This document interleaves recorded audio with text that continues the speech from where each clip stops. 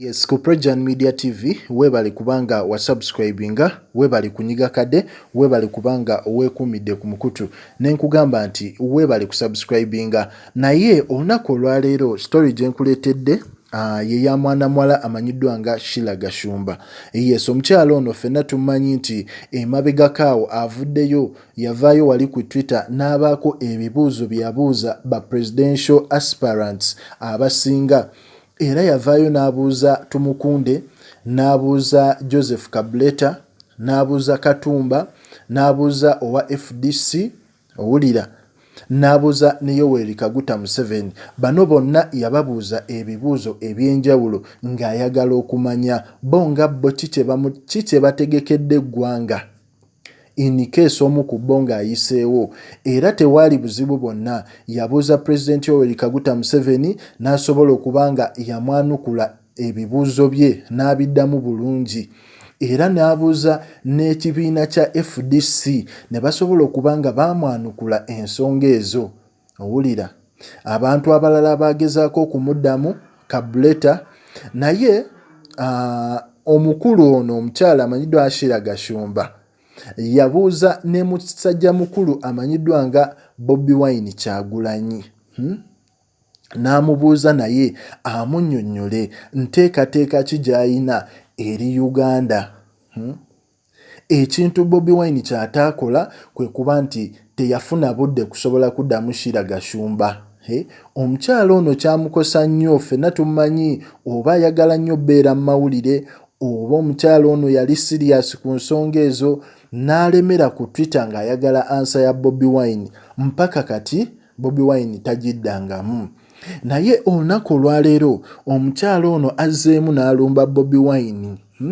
Ataddeyo akafaananyi ke ng'akyali mwana muto, n'agamba nti emyaka mingi emabega nali musanyufu nnyo okuba nti nasisinkana ggwe Bobi Wine n'enkukolako interview nga njagala ntegeere Ghetto President aba atya era biki by'okoledde Ghetto.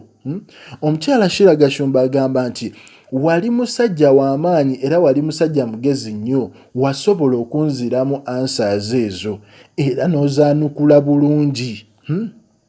Sheilah n'agamba naye wiiki ewedde nakubuuzizza era nga nkubuuza nga eyeesimbyewo ku bwa president bw'eggwanga lya Uganda.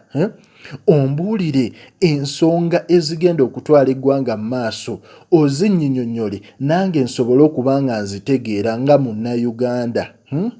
Wagaanye okunziramu.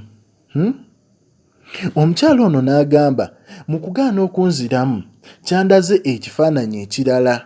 Owulira, n'agamba naye nze Bobi Wine gwe mmanyi, gwe na interviewingako edda nga nina emyaka 8, nsuubira essaawa zino aba asobola okunziramu n'ambuulira ensonga engeri gy'ateeseteeseemu okuba nga atwala eggwanga mu maaso. Omukyala ono Sheilah Gashumba nno naye tagenda, akyalemedde ku nsonga, alinze kimu Bobi Wine addemu ansa ze yamubuuza. Mbeera ki gy'ataddewo okuba nti ateekerateekera bannayuganda. Era Sheilah Gashumba awo akyasibidde amakanda, alinze Bobi Wine Kyagulanyi era amuddemu. Kyesimanyi oba kinaasoboka oba tekisoboke, kubanga omukulu ono Bobi Wine w'omwegendereza alinga akyali bize, alina ensonga nnyingi z'akyakwasaganya.